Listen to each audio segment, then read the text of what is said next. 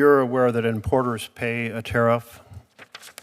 Can you say that again, sir? You're aware that importers pay the tariff? The importer of record, that's right. And then those importers often have to pass those costs on, and they ended up, consumers pay the tariff, and the estimate is over $2,000 a year. Is it good or bad for American citizens that their general family is going to have to pay $2,000 plus more this coming year? I disagree with the Yale budget lab, who's staffed by former Biden staffers. A lot of times the exporter eats the tariff. The importer of record is. What's your estimate?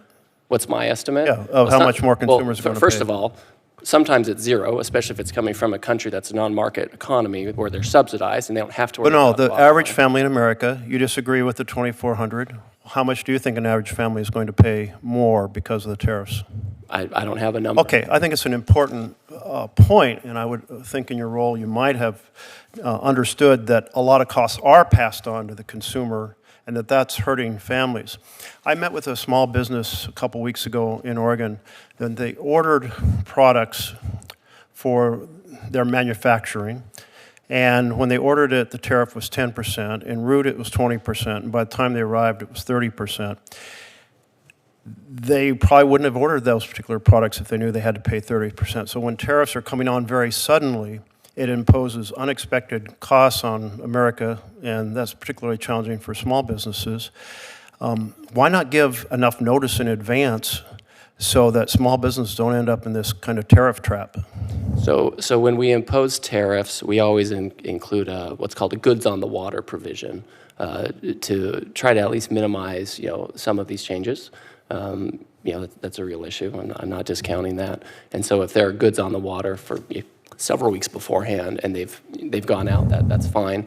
If you do it earlier than that. I'll accept your answer that you try to address that, but I've had a number of companies who have told me they have had to pay more when it arrived than when they ordered the product. So maybe there's a way we can improve that piece of the puzzle. And then companies are telling me that they're not making decisions on new factories because of the uncertainty about, if it takes 3 years to build a factory, what the tariffs will be at that point, and where their customers will be. Have you observed and are you familiar with the fact that a lot of investment decisions are on pause because of the rapid changing nature of the tariffs? Well, anecdotally, I've had some folks come to me and talk about that. When I look at the data, the objective data, we're seeing private investment increase. We're seeing consumer consumption quite robust. So the data shows that things are still continuing. But I hear anecdotes like you're saying. I acknowledge your point on the consumer side, but on the investment side, that is not what I've seen in the studies. I'll be happy to submit some information for the record on that. And then the net effect year to date, the November estimate covering year through August was the last numbers we had. Did the trade deficit go up or down year over year? There was a lot of front running, so it's gone up. When you look at since August, September, it's gone down. And it's certainly gone down with respect to China. Yeah, we did see a drop in September, point taken.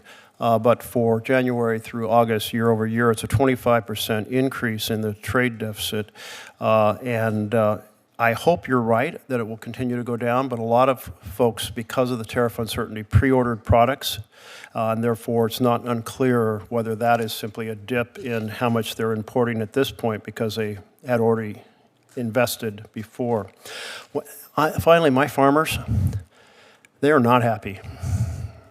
And they're not happy because a lot of their markets have been disturbed. We don't have the soybeans, so we don't have that kind of big crop. We have a lot of crops where people are uncertain what to plant next spring because they're not sure where the customers will be. And this is part of that instability factor. And are you familiar with how the ag world, I know you're trying to bail them out because of the damage done, but are you familiar with how many different parts of the ag world are feeling a lot of stress because in some cases the tariffs increased some of the inputs like fertilizer or so forth, but they're also stressed about what will their markets be next year because they're uncertain of the up and down. So with respect to the farmers, I talk to them very frequently. I have a chief agriculture negotiator who hopefully will be confirmed by the Senate in coming days. On the one hand, we know that Interest rates for farmers, labor costs, fertilizer costs skyrocketed during the Biden years. Hopefully those are coming down now. We have gotten more market access for farmers for Oregon hazelnuts and blueberries and horticultural products. So if they want the market access, we're getting it. You know, if folks don't want the market access, they want it, and we're getting it for them. And that's going to create higher commodity prices so they can export.